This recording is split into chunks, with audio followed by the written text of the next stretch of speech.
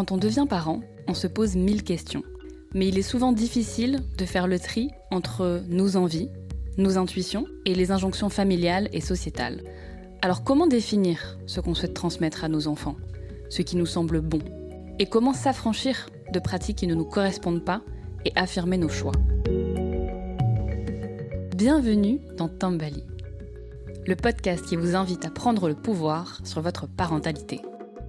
Je suis Alix Dien-Le-Rouge, doula au Sénégal et maman de 2 enfants. Je vous accueille sur le premier podcast qui explore les expériences de parents en Afrique de l'Ouest. À travers les récits de mes invités, vous serez amenés à réfléchir et à vous questionner pour définir le parent que vous voulez être. Grossesse, accouchement, postpartum, relations parents-enfants. Aucun sujet tabou, nous parlerons de tout. Tambali. Devenir maman, c'est souvent l'occasion de revisiter les liens qu'on a créés avec sa propre mère. Être mère à son tour permet de prendre du recul, d'ouvrir la discussion, de se poser des questions, voire, pour les plus chanceuses, de recevoir un soutien inconditionnel et des conseils avisés. Mais que se passe-t-il quand on devient mère alors qu'on a perdu la sienne? Vers qui se tourne-t-on avec toutes ces questions? Et comment accepter que l'une des personnes les plus importantes de notre vie ne soit pas à nos côtés pour cette aventure incroyable qu'est la parentalité? Ruby a bientôt 30 ans. Elle est mariée et maman de 2 enfants. Elle est gérante d'un magasin bio à Dakar, ville qui l'a vue naître et où elle a grandi avec ses parents, son petit frère et ses 2 petites sœurs. Lorsqu'elle avait 11 ans, puis 13 ans, Ruby a vu naître ses sœurs presque sous ses yeux, car elle a pu accompagner sa mère pendant le travail et jusqu'en salle de naissance. Et c'est de cette expérience qu'est née sa volonté de devenir sage-femme. Mais alors qu'elle était partie étudier au Liban, chez ses grands-parents, Ruby a dû rentrer précipitamment à Dakar lorsque sa mère a été diagnostiquée d'un cancer. Sa mère devant quitter le Sénégal pour aller se faire soigner en France, Ruby a alors mis sa vocation de côté. Elle est rentrée à Dakar pour prêter main forte à son père dans la gestion des affaires familiales et pour s'occuper de ses petites sœurs, qui avaient alors 7 et 9 ans. Après 4 ans à travers le monde, à la recherche du traitement miracle, sa mère est finalement décédée à Dakar, entourée des siens.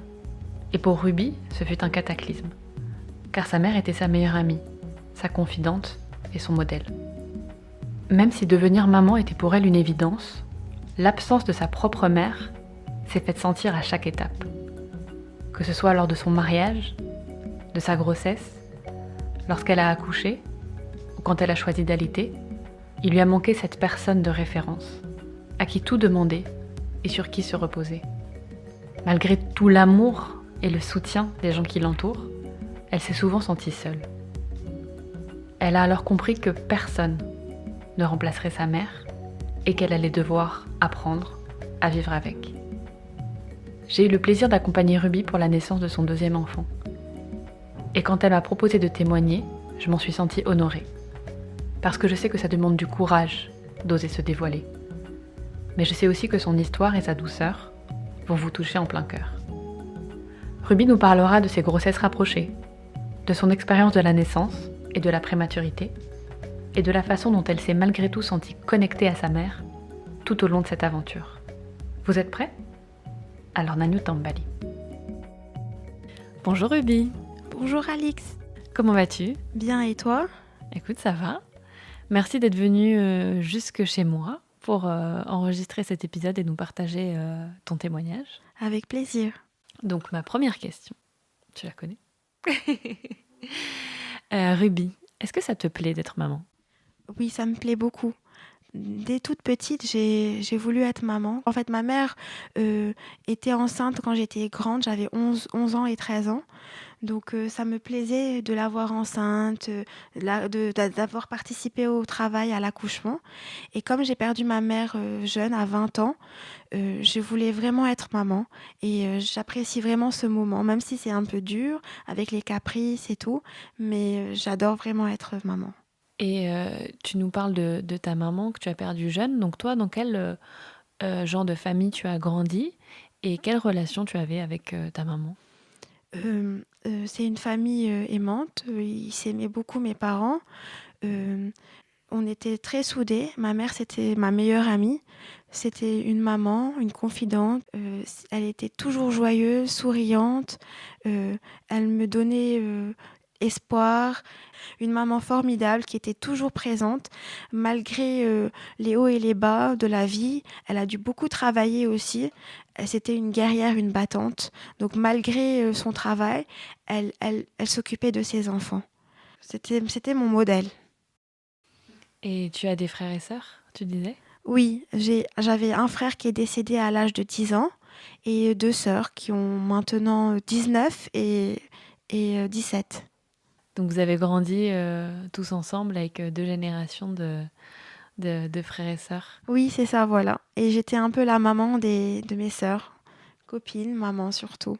Et vous avez aussi grandi avec ton papa? Oui, oui, mon père était très présent. Bon, il travaillait beaucoup, mais il était là. Et donc toi, quelle vision tu avais de ce que c'était être maman quand tu étais plus petite? Être maman, c'était pour moi un renouveau. Aussi, pour moi, être maman, c'est être toujours auprès de ses enfants, les laisser vivre leur vie aussi, ne pas trop les empêcher d'être eux-mêmes, mais en même temps les recadrer, être toujours présente pour eux. Voilà. Et est-ce que tu peux nous dire un peu plus, du coup, ce qui s'est passé avec ta maman? Dans quelles circonstances tu l'as perdue à l'âge de 20 ans? Donc, bon, ma mère, c'était une mère très travailleuse qui mettait ses enfants en premier, son travail en premier. Donc, elle était aussi professeure de yoga. Donc, elle mangeait très bien. Elle faisait Je pense que le stress du décès de mon frère en est pour quelque chose. Donc, au fur et à mesure, elle se sentait très fatiguée. Bon, il y avait quelques symptômes qui laissaient penser qu'il y avait quelque chose. Donc, elle est partie voir plusieurs spécialistes. Et le dernier spécialiste qu'elle a vu lui a dit c'est très grave, allez en France, on vous conseille d'aller en France. Donc elle est partie là-bas, en France. On lui a diagnostiqué un cancer du côlon stade 4. Donc toute sa vie a été chamboulée. Donc elle a dû arrêter le yoga, elle a dû arrêter toutes ses activités pour se concentrer dans sa guérison. Et comme on avait aussi un restaurant et le manège, mon père ne pouvait pas gérer les deux. Donc j'ai dû venir les aider. Et puis après, elle a dû rester longtemps en France. Et comme on est aussi dans la nature, avec Nature Attitude vous venez d'ouvrir, on s'est dit qu'il fallait qu'on essaie de trouver des solutions holistiques. On a fait l'Allemagne, on a fait le Brésil, on a fait l'Inde. On a essayé de trouver tout type de solutions pour la faire guérir. Bon, sa maladie a duré quand même 4-5 ans.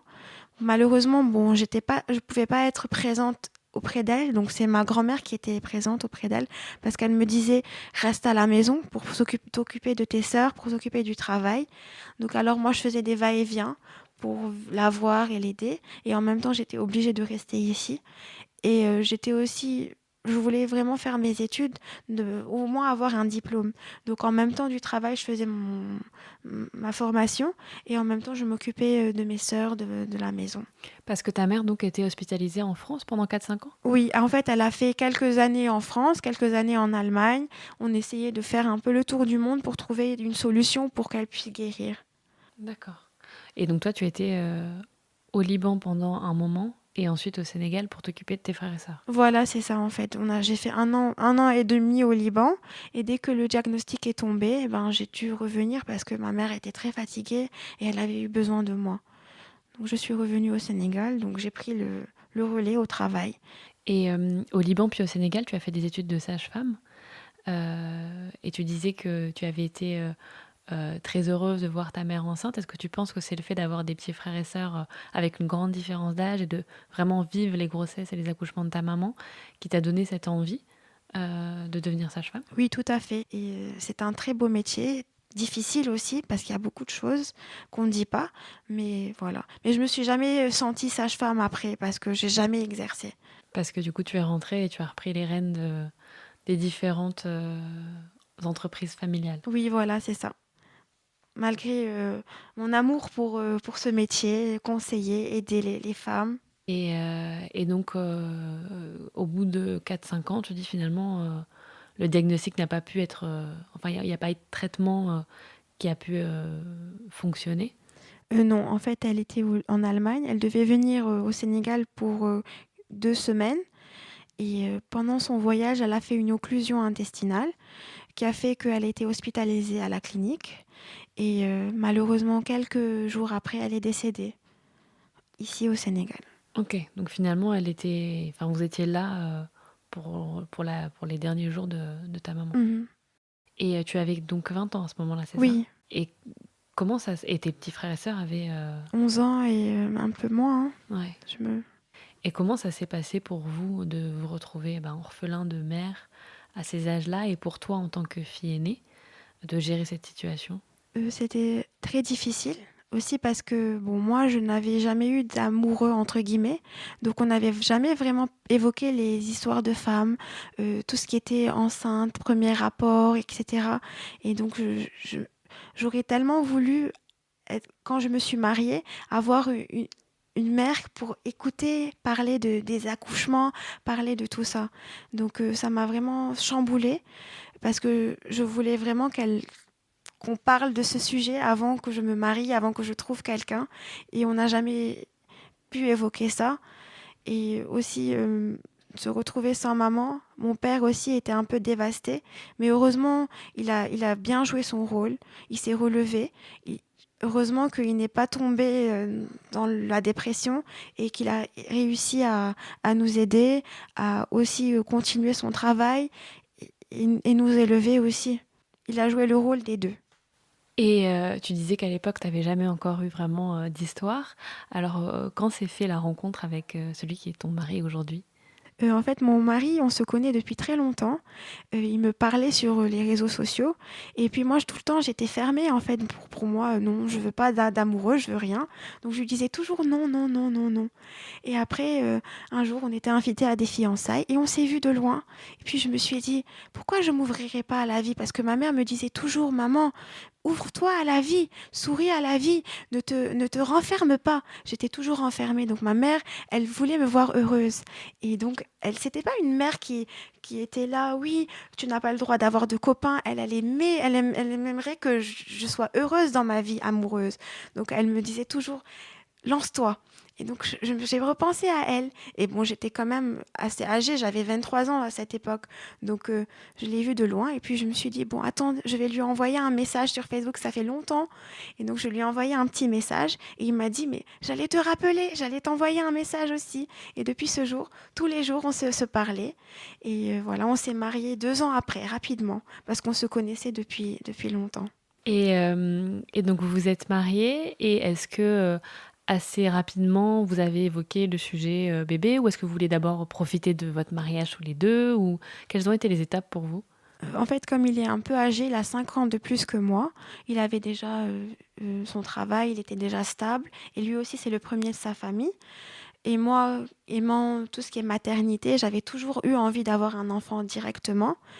Et aussi, il a eu une varicocèle il y a 10 ans qui a été rétablie. Donc, il s'est fait opérer. Et donc, on s'est dit qu'on ne sait jamais, avec tous les problèmes qu'il y a sur Terre à avoir des enfants, il y a beaucoup de gens qui galèrent. Donc, on s'est dit qu'on ne sait jamais si nous, on est dans ce cas-là. Au moins, dès le mariage, je ne prends pas de contraceptif. Et puis, voilà, on essaie. Et Dieu merci, comme il a été diagnostiqué très tôt, j'ai pu tomber enceinte le mois qui a suivi. Dès qu'on s'est mariés, quelques jours après, j'étais enceinte. Donc finalement, ça s'est fait assez vite. Et donc ce que tu disais, c'est grâce au fait que ton mari en prévention, des années avant même d'avoir un projet bébé, avait lui-même fait des checks pour voir si tout allait bien de son côté. Et finalement, il s'est rendu compte qu'il y avait ce souci-là, et il l'a pris en charge. Voilà, c'est ça. Parce que s'il ne l'avait pas pris en charge, on aurait eu beaucoup de problèmes à avoir un enfant. C'est un problème fréquent dans des hommes aussi, dans des couples. On pense que c'est toujours la femme, mais parfois c'est l'homme. Et dans la société, l'homme, non, il n'a jamais de problème. Donc la prévention, c'est la meilleure des médecines. Et qu'est-ce qui lui a fait penser à regarder ça à ce moment-là de sa vie? Parce que l'un de ses amis a eu ça. Et donc, lui, il est très prévenant. Donc, il s'est dit, bon, comme mon copain a ça et qu'il m'a conseillé d'aller vérifier, je vais partir vérifier. Et grâce à ça, on a pu avoir des enfants. Ok, des enfants Oui, rapidement. oui, rapidement, En voilà. tout cas. Et donc, quand tu t'es retrouvée enceinte, juste après ton mariage, de ce premier enfant, comment tu t'es sentie? Je me suis sentie épanouie et joyeuse. J'étais très très contente. En fait, c'était même le jour de la fête des pères que j'ai su que j'étais enceinte. Donc c'est une petite anecdote. Donc c'était top, vraiment. J'étais très contente d'être enceinte. Et comment s'est passée ta grossesse? Très bien passée. J'avais rien du tout, aucun symptôme, ni vomissement. Vraiment, c'était vraiment parfait. Il n'y avait rien du tout. Et ayant fait des études de sage-femme, comment tu envisageais l'accouchement? Tu te sentais déjà prête? Ou est-ce que tu t'es dit qu'il fallait que voilà, tu regardes quelque chose, que tu te prépares un peu? Ou comment tu l'as envisagé? Pour le moment, je me suis dit non, je connais tout, donc j'ai pas de problème. Je vais laisser les choses faire. Et vers la fin, je verrai ce que je ferai. Parce que je faisais un peu de yoga, de respiration, donc je m'y connaissais un peu dans ça. Et je me suis dit, bon, laissons les choses faire. Il n'y a pas de problème, ça va bien se passer. Et finalement, comment ça s'est passé? Ben, finalement, à 34 semaines, j'avais des petites contractions. Et pour moi, ce n'était pas des contractions. Pour moi, c'était normal. J'avais un petit mal de dos. J'avais beaucoup travaillé parce que je travaillais énormément à cette époque entre le manège, la nature attitude, donc partir, venir, soulever des choses. Et je me disais tout le temps que la grossesse, ce n'était pas une pathologie. Donc on est enceinte, mais on peut faire tout ce qu'on veut. J'ai toujours vu la grossesse comme ça. Et donc, Oui, parce que là où tu travailles, donc c'est une boutique qui font des articles naturels, bio, etc. Donc il y avait le côté aussi, enfin de rester debout, un peu de manutention, enfin des choses quand même assez physiques oui, pour une femme enceinte. oui, c'est ça. Et aussi au manège, je devais rester debout, vider les jetons aussi. Donc chaque machine me courbait pour ouvrir les jetons. Et je marchais, je faisais beaucoup de va-et-vient. Donc voilà, c'était un peu physique. Et je pensais pas que c'était physique, mais bon, voilà. Et donc à 34 semaines, quand tu as eu ces contractions, tu les as pas pris forcément comme une alerte. Toi, tu te Non, disais, bon, c'est normal. oui, pour moi, c'était des contractions de Braxton Hicks parce que bon, on vit ça, on lit ça, et on se dit, bon, peut-être que c'est ça.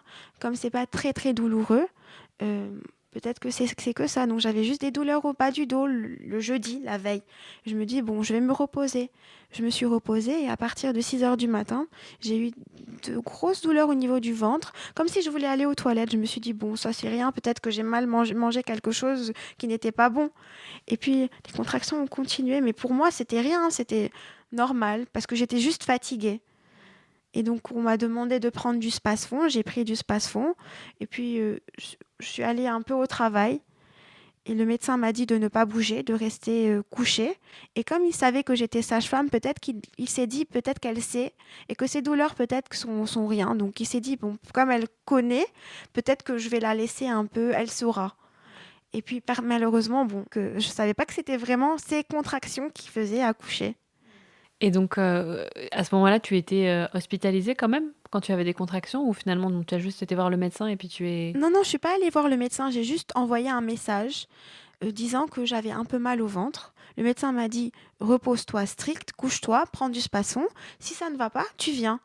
Et puis moi, je me suis dit, bon, c'est rien. J'ai pris 2, 3 Spasfon. Je suis allée au travail et en haut, il y avait la maison de mon père. Donc je suis restée là-bas et ma petite sœur était à mon chevet. Elle était là, elle me faisait des massages, elle m'emmenait de l'eau et tout. Et au fur et à mesure, je voyais que le Spasfon ne faisait rien. Donc jusqu'à 11h30, j'ai réfléchi, je me suis dit, bon, il faut que j'aille quand même voir. Parce que ça part pas, ça va pas. Et donc après, je suis allée aux toilettes et là, j'ai vu le bouchon muqueux et je me suis dit, aïe, donc là, ça y est. Je dis, non, mais je peux pas accoucher à 34 semaines. J'ai rien fait. Pour moi, je suis une primie, donc je vais accoucher à 40, 42. Ah non, non, j'ai rien fait. Je n'avais ni préparé les habits, la chambre n'était pas prête. C'était la catastrophe. Les habits n'étaient même pas nettoyés, donc c'était juste sur le lit. Je me suis dit, bon, ce dimanche, tranquillement, je commencerai à ranger et tout. Et puis, mon mari était au travail, donc j'ai vite appelé mon mari. Mon père m'a dit non, va vite avec le chauffeur. J'ai dit non, non, j'appelle mon mari. Heureusement que je l'ai appelé. Je l'ai appelé, il est venu me chercher. On est allé en bas chez la sage-femme et elle m'a fait le toucher. Elle m'a dit, elle a fait, elle était ahurie, elle a fait le toucher, elle a vu que j'étais déjà à 5 centimètres. Et sachant que j'étais sage-femme, elle ne voulait pas m'alerter. Elle m'a dit, bon, attends, on attend le médecin, on attend le médecin. Et le médecin était là, il est venu, il a dit, bon, c'est pour aujourd'hui. Et à 30, j'étais déjà à 5 centimètres et mon travail était éclair, mes contractions étaient très très fortes. Donc le médecin est venu, il m'a dit, bon, c'est pour aujourd'hui. Et à 34 semaines et 2 jours, il y a toujours eu... En fait, il faut faire une maturation pulmonaire. On est en train d'hésiter à faire ou pas. Mais le problème, c'est que j'étais déjà à 5 centimètres, donc il était impossible de faire la maturation. Donc là, on ne savait pas à quoi nous attendre. Parce qu'à 34 semaines, on ne sait jamais, il peut y avoir de gros problèmes. Oui, parce qu'un bébé est considéré comme à terme à 37. Donc là, il y avait encore un peu de marge pour arriver vraiment au stade où on se dit, bon là, a priori, entre guillemets, il est fini, tout va bien, il n'y aura pas forcément besoin de néonate. Et de quoi, toi, comment tu te sens à ce moment-là quand tu comprends en fait que le travail a progressé, que tu es déjà en travail actif à plus de 5 centimètres et qu'en fait tu vas accoucher? En fait, j'ai été choquée et j'avais vraiment une grosse culpabilité. Je me suis dit, mais comment j'ai fait des études de sage-femme et j'ai laissé mon bébé naître à 34 semaines. C'est impossible, c'est pas normal. Et vraiment une culpabilité s'est installée en moi et je me dis, mais comment je vais faire? Est-ce que le bébé va naître bien ou pas? Et d'un côté, je me dis, je garde espoir parce qu'à 34 semaines et 2 jours, ça va, il y a peut-être que les poumons sont matures, donc on a toujours un espoir. Et comment ça s'est passé finalement l'accouchement? Ça s'est bien passé, ça va, Dieu merci. J'ai bien pu pousser.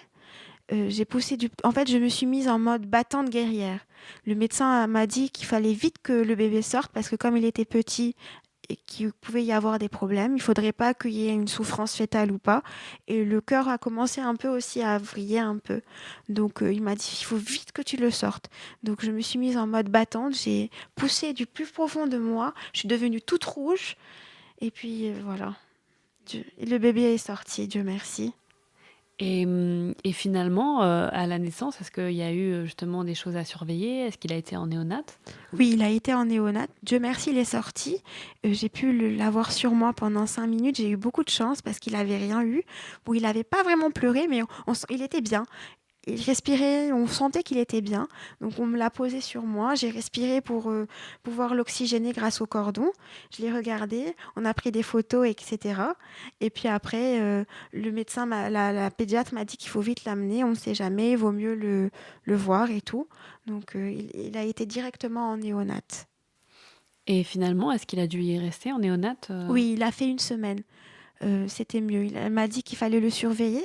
Bon, parce que en fait, j'ai su ça bien après, parce que je pense que les médecins ne voulaient pas vraiment m'alerter. Il a fait une légère détresse respiratoire, ce qui est un peu normal pour 34 semaines.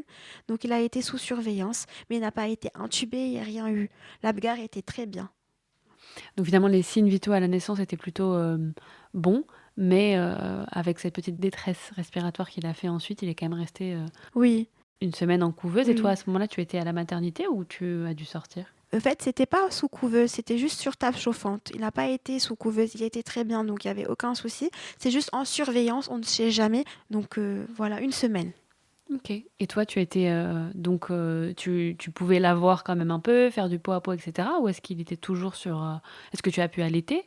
Comment Euh, ça s'est passé? Voilà, donc alors quand il est né, malheureusement, j'ai pas pu l'allaiter tout de suite. J'ai demandé au pédiatre qui m'a dit que non, il était un peu fatigué et que son réflexe de succion venait juste de se mettre en place. Donc ça allait être un peu délicat. Donc le premier jour, on lui a donné du lait artificiel sans que je veuille. Et malheureusement, comme j'étais pas préparée, j'ai pas pu extraire mon colostrum. Et je n'étais pas préparée à l'allaitement. Et pour moi, je voulais allaiter, mais c'était impossible. Donc, elle m'a donné un tire-lait. Elle m'a dit, vas-y, prends le tire-lait, essaie de tirer. Mais le colostrum ne peut pas être tiré au tire-lait. Je l'ai su bien après, quand je t'ai connue, quand j'ai fait mes recherches, etc. Donc, si je savais, j'aurais extrait mon colostrum avec mes mains. Donc, je n'ai pu qu'allaiter que le lendemain. Et comme j'ai voulu vraiment allaiter, je savais que le pédiatre allait venir vers 9h. Donc, j'étais en néonate et je suis arrivée pendant que le médecin était là et j'ai dit, mais je veux vraiment allaiter. Et donc, elle m'a autorisée à me faire la mise au sein, mais c'était bien après.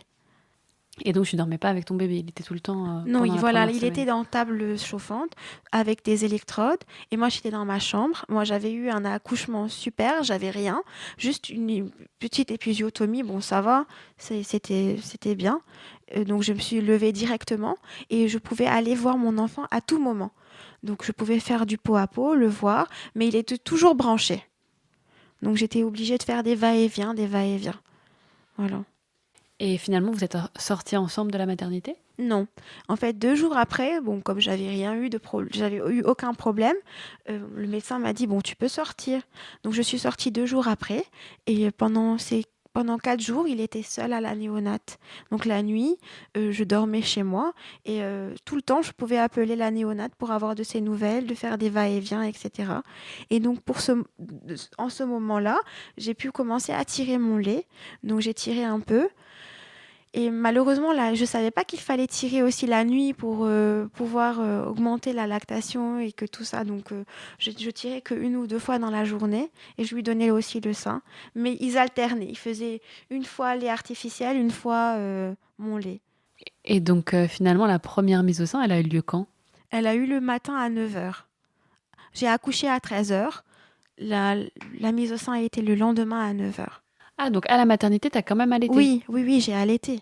Mais il était fatigué. Il y avait des jours où tout allait bien, il y a des jours où il était très fatigué, il pouvait pas bien prendre le sein parce il paraît que ça ne vient qu'à 34 semaines, comme le réflexe de succion. Oui, après, effectivement, parfois, on peut utiliser d'autres moyens de donner le lait, que ce soit à la pipette, que ce soit au doigt, que ce soit à la cuillère, que ce soit enfin, des choses comme ça pour aider les bébés à prendre du lait maternel sans forcément avoir recours au biberon. Mais c'est sûr que les... plus un bébé naît à terme, plus son réflexe de succion s'est déjà développé in utero. C'est ça. Et pour ton mari, comment ça s'est passé, le fait de voir son bébé aussi? Lui aussi, elle pouvait aller le voir ou Oui, c'était que oui, toi? il y a que les parents qui pouvaient venir le voir. Mon mari était un peu choqué, mais il est venu le voir plusieurs fois. Il n'osait pas trop le porter parce que c'était un premier bébé déjà. Et en plus, tout petit. Il faisait 2,3 kg et il était tout petit. Et une fois rentré à la maison, vous avez réussi à prendre vos marques et à créer cette vie de famille? Oui, en fait, Dieu merci que je connaissais les bébés, que j'avais déjà fait un service de néo.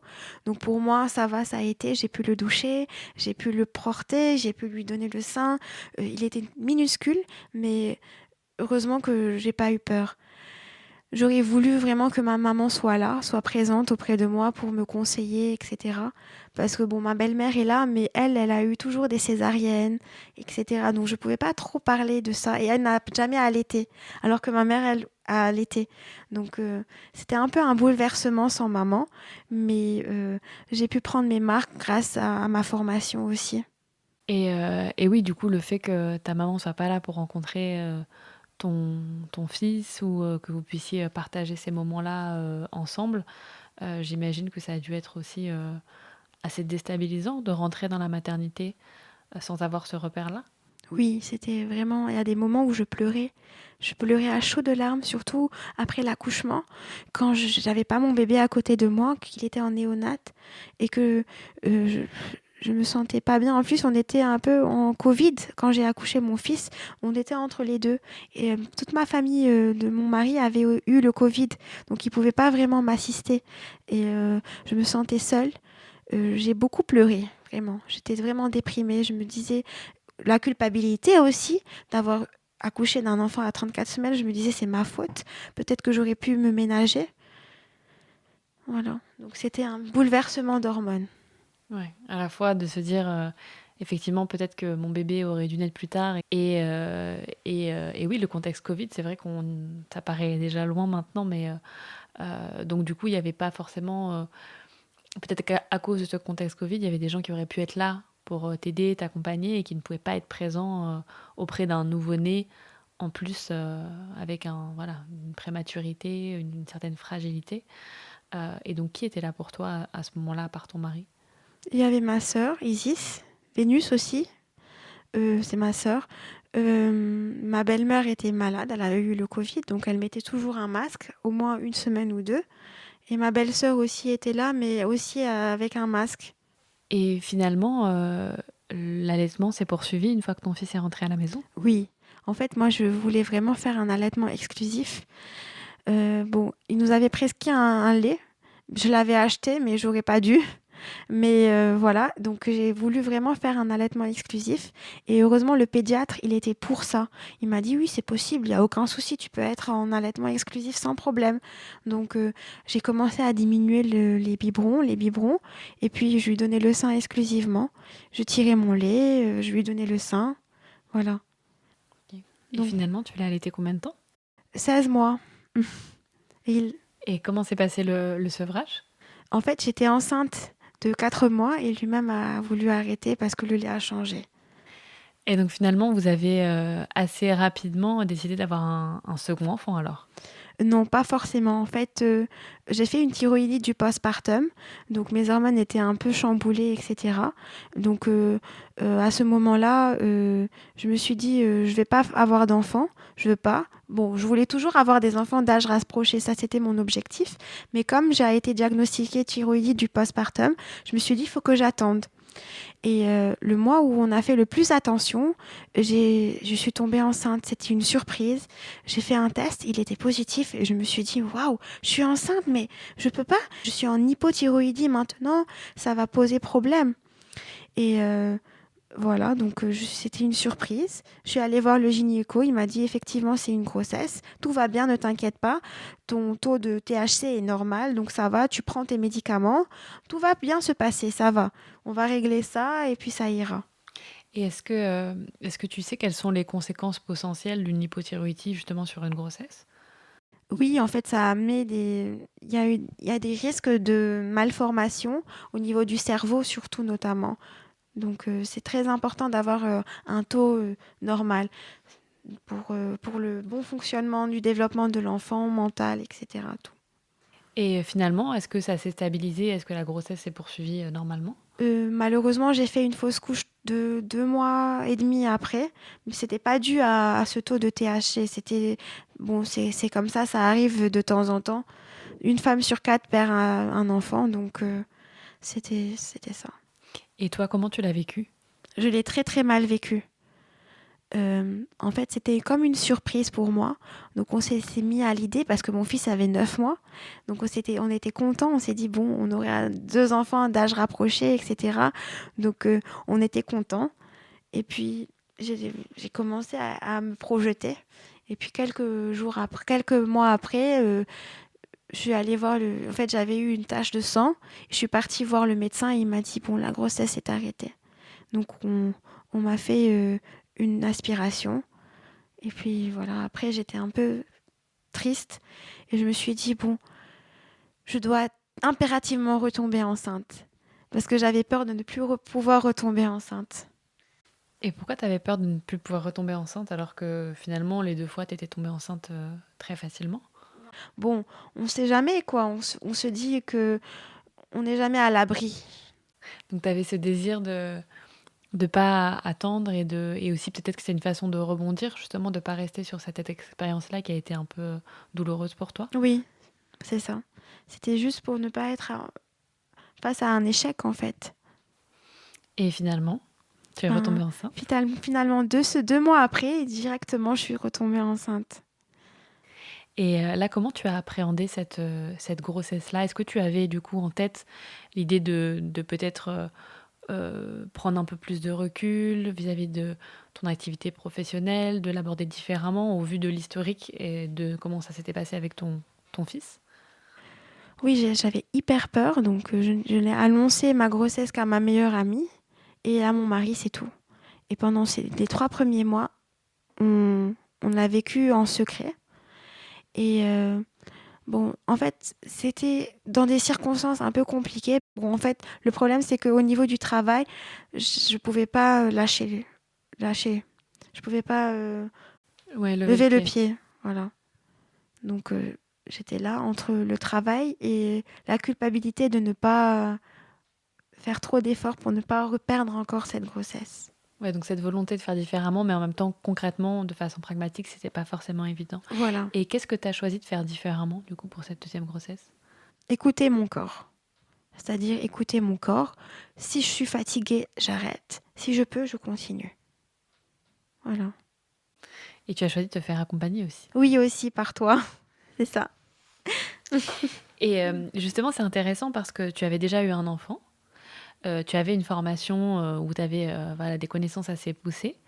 Parce qu'on peut imaginer voilà, que faire appel à une doula, c'est un premier, on ne connaît pas, soit si vraiment on n'a aucune idée de comment ça va se passer.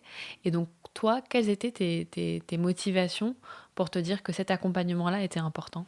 En fait, c'est surtout au niveau psychologique.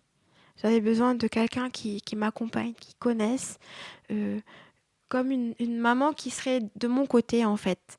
Parce que, bon, après, on sait que les belles-mères, elles ont leurs idées. Elles n'ont pas forcément la vision qu'on a de l'accouchement, de la grossesse, etc. Donc, je me dis, avoir une personne avec qui échanger sur les sujets qu'on veut, qui t'aide à aller jusqu'au bout de ça. En fait, moi, ce que je voulais, c'est d'arriver à la fin de ma grossesse, d'arriver à au moins 39 semaines. Et puis, je me suis dit, bon, grâce à ça, je vais faire appel à toi. Comme ça, on va échanger sur le volet psychologique et quelqu'un pourra m'accompagner dans la salle d'accouchement, faire un accouchement le plus physiologique possible, avec un travail très beau. Voilà, je voulais vraiment quelqu'un qui m'accompagne. Et mon mari, il est un peu timide, donc c'est pas le mari qui va te faire des massages, qui va être là auprès de toi. Il a un peu peur, donc je me suis dit peut-être faire appel à Alix, à toi, ça changera un peu la donne, psychologiquement parlant. Oui, c'était plus sur Oui. cette partie-là, Mhm. effectivement. Donc, on a fait quelques séances prénatales ensemble aussi pour apprendre à se connaître. Et ensuite, voilà, tout le suivi, que je puisse répondre à tes questions. Et après, j'étais aussi là le jour J, Oui. le jour de l'accouchement. Et donc, toi, comment ça s'est... Enfin, moi, je sais, mais du coup, pour que nos auditeurs comprennent, pareil, ces dernières semaines avant l'accouchement, comment ça s'est passé pour toi? Bon, en fait, déjà, bien avant, hein, les fins de semaine, j'ai eu des petites contractions au niveau du bas du dos. Et c'est là où je me suis rendu compte que effectivement, les mêmes contractions que j'avais avec mon fils, je les ai maintenant. J'étais à 22 semaines. Donc j'ai senti ces contractions. J'ai dit, ça, c'est des contractions. Il faut que j'aille vite voir mon médecin. Je suis partie voir mon médecin. Il m'a dit, effectivement, il faut que tu te reposes. Et donc, pendant 2-3 semaines, j'étais alitée. Bon, je faisais des va-et-vient, mais voilà. Mon père, en fait, il compte vraiment sur moi au travail. Donc, c'était un peu compliqué pour lui de me laisser un peu me coucher. Parce qu'en fait, il culpabilise, mais en même temps, il a trop besoin de moi. Que voilà, donc je faisais la part des choses. Je faisais attention, mais en même temps, j'allais aussi un peu au travail. Donc voilà, ça s'est bien passé. J'ai réussi à passer le stade des 34 semaines, 35 semaines. 35 semaines et 5 jours, j'ai rendez-vous chez mon gynéco et il me fait une échographie. Il me dit, ah, ton col, il commence à s'ouvrir. Donc, tu peux peut-être accoucher à tout moment. Et donc, bon, le connaissant, peut-être qu'il s'est dit, c'est mieux que j'accouche maintenant. Sûrement, il s'est dit, je la laisse. Si elle doit accoucher, si c'est un travail, elle accouchera, c'est pas grave, ça va. 36 semaines, on avait déjà fait la maturation parce qu'il n'a pas voulu faire la même erreur qu'avec mon fils. Il s'est dit, on sait jamais avec elle. Elle fait qu'à sa tête. Je fais la maturation. Après, on voit. Comme ça, si elle accouche avant, elle accouche avant. Si elle accouche après, il n'y a aucun souci. Donc voilà, 35 semaines et 6 jours, je commence à avoir mal au ventre. Donc j'ai pas fini non plus ce que j'avais à faire parce que je me suis dit, bon, ça va, je vais faire attention. Donc je vais arriver à 39 semaines. Mais bon, on était en pleine peinture à la maison. J'étais en train de continuer à faire la chambre, etc. Et puis je commence à avoir des contractions souvent. Et vers 19h, 17h, mes contractions s'intensifient et comme toi, Alix, tu étais en astreinte, mais à partir de 37 ou 38 semaines, je pense. Et je t'avais bien dit que peut-être que j'allais accoucher avant. Et donc, je t'avais envoyé un message, je t'avais dit, bon, j'ai mal, j'ai des contractions, mais je ne suis pas sûre si je vais accoucher maintenant, je ne suis pas très sûre. Et toi, tu as dit, bon, allez, je vais venir parce que je sens que ça sera pour aujourd'hui. Bah, je sais qu'on a eu cette discussion parce que déjà, tu avais vu le médecin et qui t'avait dit effectivement que le travail avait apparemment visiblement débuté. Et la question c'était est-ce que tu vas te reposer ou est-ce que tu vas faire des courses et finir tout ce que tu as à faire? Et je sais que moi j'avais ma recommandation, mais finalement, effectivement, il y avait aussi ce côté de se dire mais en fait il va arriver et encore une fois je suis pas prête. Et est-ce que je peux faire tout ce que j'ai à faire, voilà, les derniers achats, les derniers préparatifs avant que ce bébé arrive. Et donc oui, après je pense que c'était assez clair pour moi que voilà, si un travail avait commencé et qu'on continuait à avoir une activité physique et qu'on n'est pas en repos, les contractions d'après peuvent voilà, être un travail qui continue. Euh, Mais je pense que, ouais, effectivement, après, on s'adapte à chaque cas de figure. Donc, connaissant ton historique et ayant déjà eu les alertes du médecin, c'était évident pour moi qu'au-delà enfin, voilà, de la pratique standard, qui est d'astreinte à partir de 38 semaines, il y avait une vigilance un peu accrue et donc forcément, j'allais me rendre disponible aussi pour ça. Et oui, je me souviens qu'on a échangé des messages où tu me disais, je sais pas trop. Et je me suis dit, bon, je vais quand même venir parce que ça m'a l'air de démarrer. Et au final, on s'est retrouvés chez toi. Oui, c'était magnifique, vraiment. On a tamisé la chambre, on a fait des exercices. C'était vraiment un très beau travail en fait, hein. Très belle atmosphère. Et ensuite, on est parti à la maternité. Oui. Et donc là, finalement, ça a confirmé que le travail était bien engagé. Mhm. Et puis là, j'ai accouché rapidement, hein, au bout de même pas 1 heure, je pense. Et tu étais là à côté de moi, tu m'as vraiment soutenue. Vraiment, tu étais auprès de moi. Ma belle-mère avait voyagé, donc malgré que ma tante était là aussi, mon père aussi, mais heureusement que tu étais là. En fait, tu as joué le rôle de ma mère, en fait, à vrai dire. En fait, tu m'as attrapée, je me sentais bien avec toi, en fait. Vraiment. Tu as fait de cet accouchement un très bel accouchement, vraiment. Ça me touche beaucoup. On avait un peu discuté de l'accompagnement, mais pas forcément en rentrant dans toute ton histoire personnelle, etc. Donc, je suis très touchée de ce témoignage et je suis ravie d'avoir pu être là. Et je pense que c'est ce que tu soulignes aussi. En fait, il n'y a pas que le côté physique de t'expliquer ce qui va se passer. Je pense que ce qui est important, et quelle que soit la forme, c'est pas obligé que ce soit une doula, mais d'avoir quelqu'un qui est là aussi pour le côté émotionnel, soutien émotionnel, psychologique, rassurance. Parce que les sages-femmes, en fait, elles peuvent... souvent, elles ont envie de jouer ce rôle-là. Et c'est aussi peut-être pour ça qu'elles ont choisi ce métier. Mais le système dans lequel on est fait qu'elles n'ont pas forcément le temps, elles ont plusieurs choses à gérer en même temps, elles ont d'autres obligations, il y a les urgences. Et donc finalement, les personnes qui en pâtissent aussi, ce sont les femmes, les parents, qui parfois peuvent se sentir un peu esselées en salle de naissance. Et d'avoir quelqu'un auprès de toi, que ce soit sœur, cousine, mère, tante, enfin, ou doula, peu importe, mais qui soit là aussi pour le côté réassurance, parce que ça peut aussi être le rôle du conjoint. Mais tous les papas ne savent pas forcément comment se positionner, quoi dire et quoi faire. Je pense que c'est aussi un apprentissage et que si en tant que conjoint, on veut être l'élément de soutien et de support de sa partenaire le jour de l'accouchement, ça veut dire qu'il faut aussi qu'on se prépare soi-même parce que c'est pas forcément hyper intuitif et il faut aussi comprendre un peu ce qui est en train de se passer et quelles sont les étapes et qu'est-ce qui est normal et pas normal pour savoir si voilà quoi faire. Et c'est pour ça que j'ai voulu aussi être avec toi, parce que j'étais sûre que quoi qu'il arrive, tu allais jouer en ma faveur. C'est-à-dire que tu connais, tu sais comment je vois l'accouchement, qu'est-ce que je veux. Alors que forcément, peut-être ma famille ou mon mari ne sait pas vraiment c'est quoi les complications, ne sait pas qu'est-ce que je veux vraiment. Alors que toi, tu sais, donc en fonction de comment va se dérouler l'accouchement, tu vas l'orienter vers ce que j'ai envie en fait. Et c'est ça peut-être le rôle de la doula, c'est d'écouter sa patiente, entre guillemets, et de l'orienter vers le meilleur pour elle, en fonction de ce qu'elle a voulu, sa vision de l'accouchement, sa vision de la maternité. Oui, je sais pas si je dirais orienté, parce que finalement, in fine, c'est toujours le parent qui décide en fait. La doula n'est jamais censée décider à la place d'eux. Mais c'est plutôt de donner, en tout cas, des clés d'information, des clés de lecture, d'aider à prendre du recul, parce que parfois en salle de naissance, il y a un truc, on dit, ah bah faut faire ça, Et puis des fois, juste de prendre 5 minutes pour dire, ok, c'est quoi les tenants, les aboutissants, comment moi je me sens par rapport à ça. Une question basique, par exemple, la péridurale. Moi, on en avait discuté. Tu voulais accoucher sans péridurale si c'était possible. Et donc ça, c'est par exemple un critère. Donc au moment où on arrive, on dit, bah voilà, c'est le moment de la poser, si vous la voulez et tout. Des fois, te dire juste, bah prenons 5 minutes pour en discuter. C'était ton projet, comment tu te sens maintenant? Est-ce que tu es toujours dans cet état d'esprit-là? Est-ce que voilà, tu gères les contractions? Où t'en es? Mais en tout cas, toujours de se rapprocher de, voilà, on va dire, du projet initial. Et parfois, il y a des mamans qui changent d'avis et parfois on continue.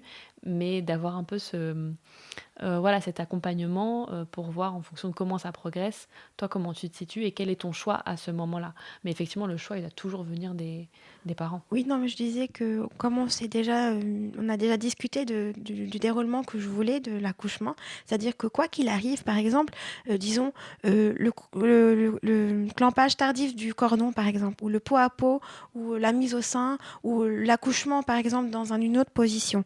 C'est-à-dire que moi, quand je suis là, la patiente, par exemple, une patiente est là et elle est tellement submergée par les émotions, par waouh, le stress des gynécos, le stress des sages-femmes, et elle oublie de parler à la sage-femme, elle oublie de parler au gynéco de ce qu'elle veut vraiment.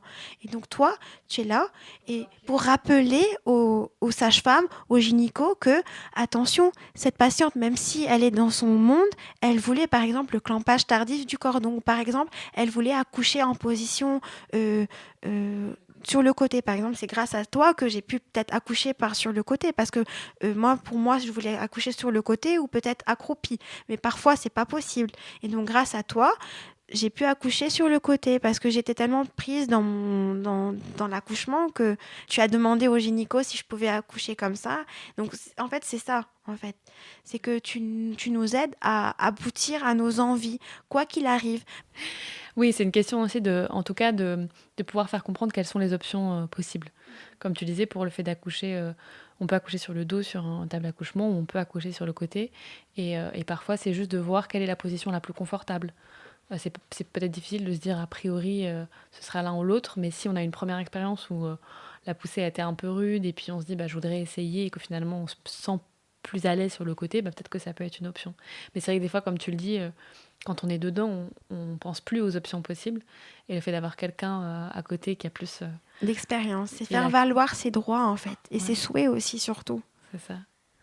Et donc là, ta fille est arrivée? Oui. Et donc, mise au sein directement après, bon, tout ce qu'on voulait, hein, mais elle était quand même petite. Elle faisait aussi 2,3 kg, le même poids que mon fils, à 2 semaines d'intervalle. Alors que je pensais qu'elle allait être un peu plus grosse. Mais elle respirait bien et elle n'a pas eu besoin d'être en néonat. Non, elle était juste en surveillance, c'est tout. L'allaitement s'est bien mis en place, malgré quelques un petit problème. Et grâce à toi, j'ai pu les pallier aussi. Grâce au DAL aussi, dispositif d'aide à l'allaitement, qui m'a beaucoup aidée, parce qu'elle était tellement petite qu'elle prenait pas bien le sein et elle avait une prise de poids insuffisante. Et je voulais continuer l'allaitement exclusif. Et grâce au DAL, les problèmes se sont résolus et j'y ai bien tiré et elle prenait le DAL tranquillement. Ouais, le DAL, c'est effectivement un dispositif où c'est une petite poche, un peu comme une poche de perfusion avec un petit tuyau, et qu'on va mettre en fait dans la bouche du bébé en même temps qu'il prend le sein pour lui donner un complément de lait, mais sans introduire le biberon. Et ça peut effectivement permettre, en attendant que en travaillant en même temps pour que le réflexe du succion se développe et que le bébé rame mieux le sein, de lui donner le complément dont il a besoin, mais sans introduire un biberon. Et pour en revenir aussi au jour de l'accouchement, donc tu disais que dans la salle, il y avait justement le fait d'avoir quelqu'un à tes côtés, que ça te rappelait une présence un peu plus maternelle. Et ce qui m'avait touchée aussi, on en avait parlé, c'est que tu m'expliquais pourquoi tu avais choisi le gynéco que tu as eu. Exemple que tu m'avais dit que c'était le même gynéco qui avait accouché. Mes sœurs, voilà. Tes sœurs, ok. Voilà. Donc c'est lui en fait qui était là pour ta maman. Voilà. Quand elle a accouché de tes petites sœurs. Et toi tu étais là aussi. Oui, j'étais là. Et que pour toi c'était finalement de garder ce lien et un peu de vivre aussi ce que ta mère peut-être avait vécu à ce moment-là. C'est ça. Une façon d'être présente avec elle, même si c'est elle vrai, n'était pas là. C'est vrai.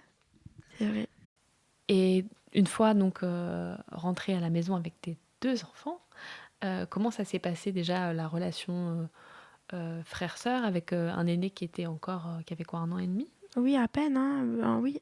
Il y a 20 mois de différence entre les deux. Donc un tout petit peu plus d'1 an et Mhm. demi. Comment ça s'est passé voilà, cette nouvelle dynamique à 4? Un peu délicat parce qu'il était très jaloux.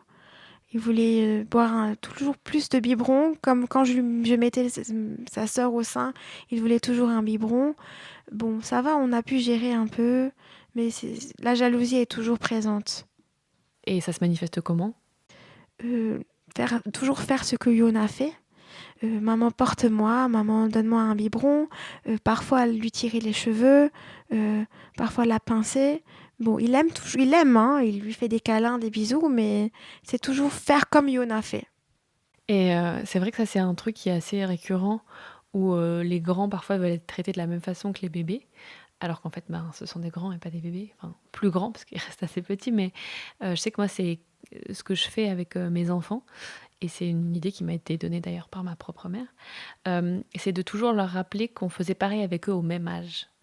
Donc de dire, ben voilà, s'il regarde sa sœur qui tète et qui dit, bah si elle tète, moi je veux un biberon en même temps qu'elle, de lui dire, mais tu sais, toi t'as plus besoin de 4 biberons par jour parce que t'es grand, mais quand t'avais l'âge de ta sœur, je t'allaitais pareil, je t'allaitais de la même façon. Donc en fait, je fais pas pareil avec toi aujourd'hui, mais quand tu avais son âge, j'ai fait exactement pareil, et même de montrer des photos où on allait, où on le porte en porte-bébé, où il est dans le cododo, pour dire, toi aussi, je t'ai traité exactement de la même manière. Parce que eux, ils voient l'instant présent, et ils oublient qu'en réalité, ben oui, ça a été pareil pour eux. Et donc parfois, ça leur permet de se rappeler qu'il n'y a pas de traitement de faveur, c'est juste un traitement adapté à l'âge de l'enfant, en fait.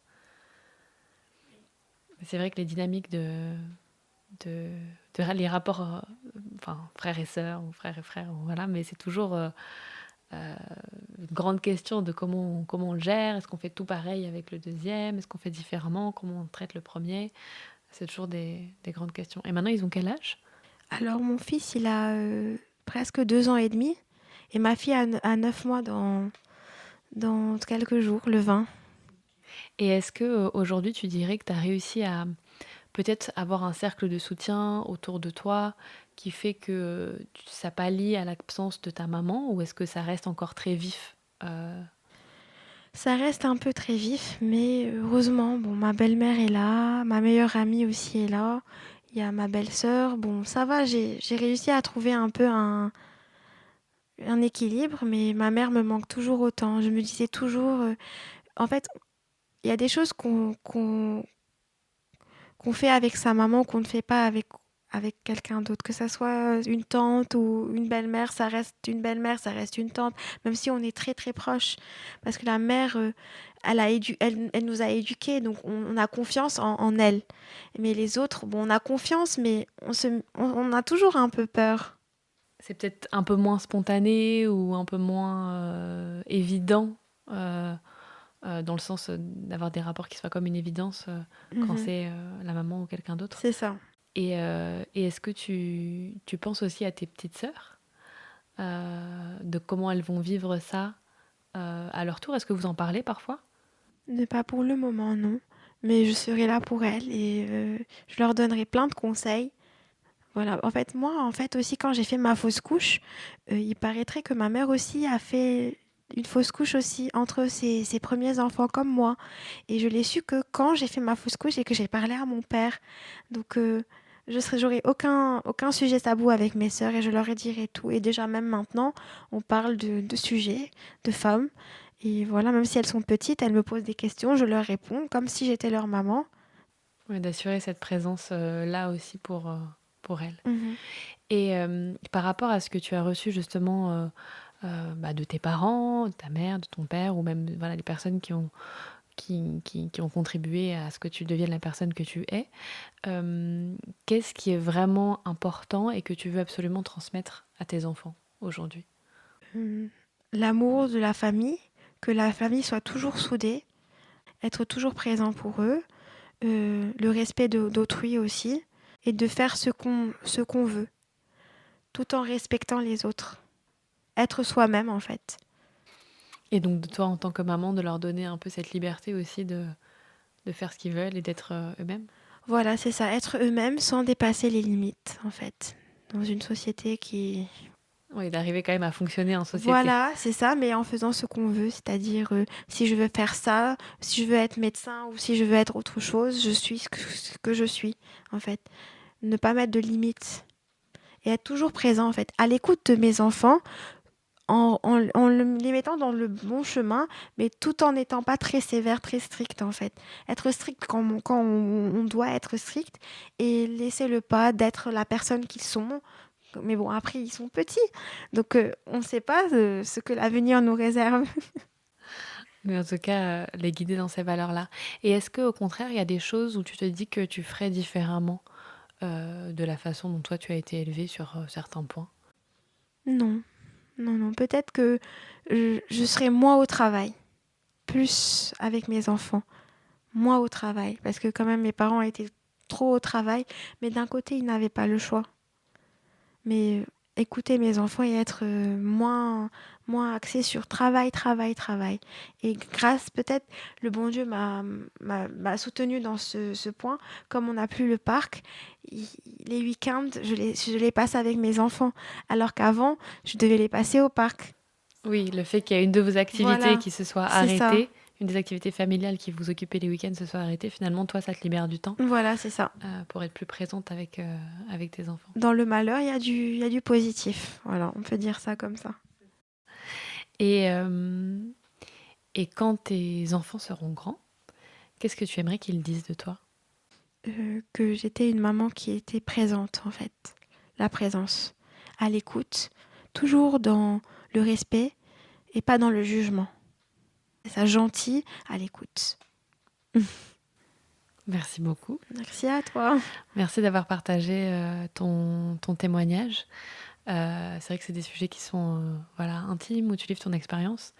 Et je pense que c'est intéressant et ça pourra aussi apporter aux personnes qui nous écoutent. Donc merci d'avoir pris le temps de le faire, parce qu'en plus tu m'as dit que tu avais échangé tes jours et que tu allais travailler un samedi matin pour avoir le temps de faire cet entretien. Donc vraiment merci, désolée pour tes enfants. Avec plaisir. Et merci beaucoup pour ta confiance. Merci à toi d'être qui tu es. Si cet épisode vous a plu, je vous invite à donner de la force à ce podcast en le notant 5 étoiles sur votre plateforme d'écoute. Vous pouvez aussi vous abonner pour ne rater aucun épisode et surtout en parler autour de vous. On se retrouve dans 2 semaines pour un nouvel épisode. Mais en attendant, vous pouvez me rejoindre sur les réseaux sociaux. L'aventure ne fait que commencer. Tambali. Prenez le pouvoir sur votre parentalité.